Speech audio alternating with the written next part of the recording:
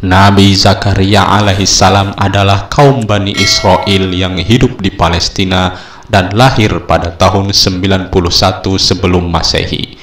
Beliau merupakan salah satu dari 25 nabi utusan Allah Subhanahu wa Ta'ala yang menerima wahyu untuk dirinya sendiri. Nabi Zakaria diangkat menjadi nabi oleh Allah Subhanahu wa Ta'ala di usia yang sudah mulai senja, yaitu usia 90 tahun. Semasa hidupnya, Nabi Zakaria bekerja sebagai tukang kayu untuk menghidupi keluarganya.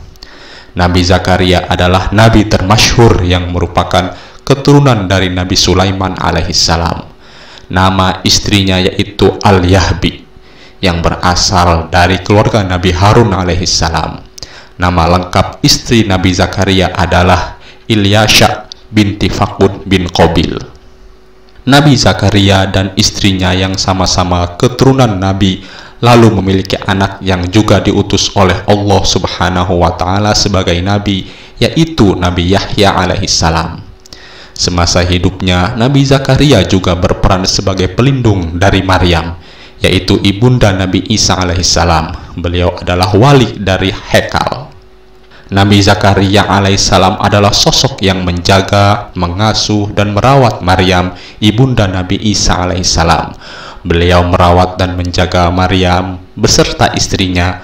Ayah kandung Maryam bernama Imron, salah satu ulama Bani Israel yang pada saat itu mendatangi Nabi Zakaria alaihissalam untuk menitipkan anak perempuannya, yaitu Maryam, ibunda Nabi Isa alaihissalam. Sedangkan ibu kandung Maryam adalah Hannah binti Fakud, yang juga merupakan saudara ipar dari Nabi Zakaria alaihissalam.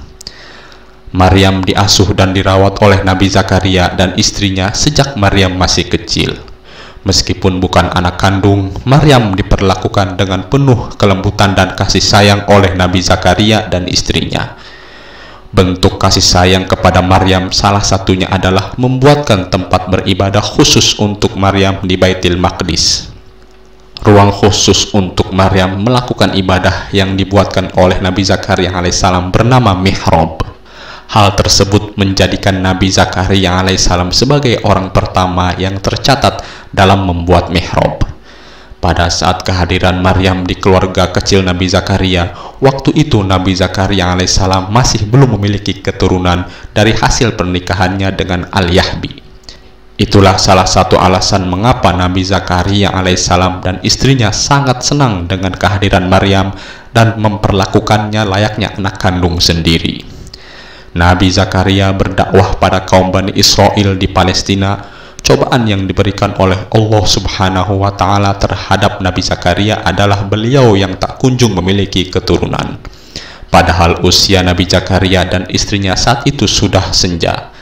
Nabi Zakaria alaihissalam dan istrinya tak pernah berputus asa dalam berdoa dan memohon kepada Allah Subhanahu wa Ta'ala untuk diberikan keturunan. Hingga suatu saat keajaiban dan mukjizat menghampiri keluarga kecil Nabi Zakaria alaihissalam. Pada saat itu turun malaikat Jibril untuk menemui Nabi Zakaria alaihissalam dan memanggil beliau yang saat itu sedang sholat di mihrab. Mendengar kabar yang disampaikan malaikat Jibril, Nabi Zakaria alaihissalam sontak sangat kaget dan tidak percaya.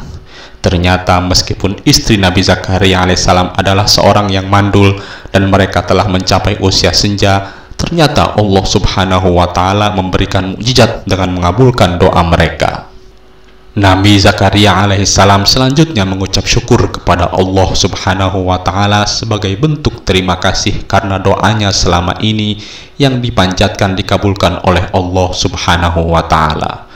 Setelah itu lahirlah seorang laki-laki yang soleh pada 1 sebelum Masehi yang bernama Nabi Yahya alaihissalam. Yahya yang merupakan anak kandung satu-satunya dari Nabi Zakaria alaihissalam dan istrinya, lalu juga diangkat oleh Allah Subhanahu wa Ta'ala menjadi seorang nabi. Nabi Yahya alaihissalam dilahirkan ke bumi dalam waktu yang berdekatan dengan momen kelahiran Nabi Isa alaihissalam, anak dari Siti Maryam. Namun beberapa riwayat menjelaskan jika kelahiran Nabi Yahya alaihissalam adalah mendahului 3 bulan daripada kelahiran Nabi Isa alaihissalam. Ketika Nabi Yahya mulai beranjak dewasa, ia diajak oleh Nabi Zakaria untuk berdakwah bersama kepada kaum Bani Israel. Nabi Zakaria alaihissalam dan Nabi Yahya alaihissalam juga bersama-sama melawan Raja Herodus yang merupakan penguasa Bani Israel dan bersifat zalim dan keji. Satu riwayat menyebutkan bahwa Nabi Yahya alaihissalam pergi meninggalkan dunia terlebih dahulu sebelum disusul oleh Nabi Zakaria alaihissalam. Penyebab kematian Nabi Yahya alaihissalam adalah dibunuh oleh orang suruhan Herodia. Pada saat itu dikisahkan bahwa kaum Bani Israel dikuasai oleh penguasa yang zalim, yaitu Raja Herodus. Raja Herodus memiliki keinginan dan berniat untuk menikahi anak perempuan tirinya, yaitu Herodia. Pernikahan tersebut ditentang oleh Nabi Yahya alaihissalam dikarenakan tidak sesuai dengan hukum Taurat. Herodia pun tidak terima atas penentangan Nabi Yahya alaihissalam tersebut. Ia pun menyuruh Herodus untuk membunuh Nabi Yahya alaihissalam.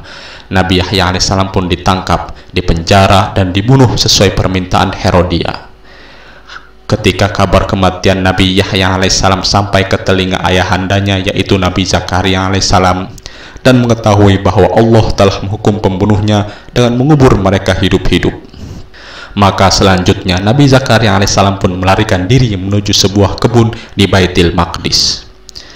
Ketika dalam perjalanan melarikan diri dan melewati pepohonan, tidak disangka pepohonan tersebut memanggil Nabi Zakaria dan membuka diri untuk dimasuki sebagai tempat persembunyian dan perlindungan. Namun sayangnya ada iblis yang melihat dan mengetahui tempat persembunyian Nabi Zakaria alaihissalam tersebut. Iblis pun memotong kain baju Nabi Zakaria dan menemui orang-orang yang sedang mencari Nabi Zakaria sambil menunjukkan potongan baju Nabi Zakaria alaihissalam. Sontak ketika melihatnya, orang-orang tersebut meminta iblis untuk memberitahu lokasi persembunyian dari Nabi Zakaria alaihissalam. Setelah ditunjukkan oleh iblis, mereka langsung menghantam pohon tersebut menggunakan kapak hingga terbelah menjadi dua. Nabi Zakaria alaihissalam pun meninggal dunia, dan Allah subhanahu wa ta'ala mengganjar kaum Bani Israel atas kematian Nabi Zakaria alaihissalam dengan cara membunuh para pembesar mereka dan menawan ratusan orang. Nabi Zakaria wafat pada usia 122 tahun, tepatnya pada tahun 31 Masehi di Halab, Aleppo. Makam Nabi Zakaria terletak di Masjid Agung Aleppo, Syam.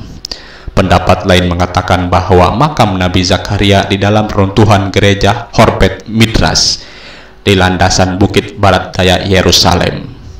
Itulah tadi sejarah singkat mengenai Nabi Zakaria alaihissalam. Semoga bermanfaat. Assalamualaikum warahmatullahi wabarakatuh.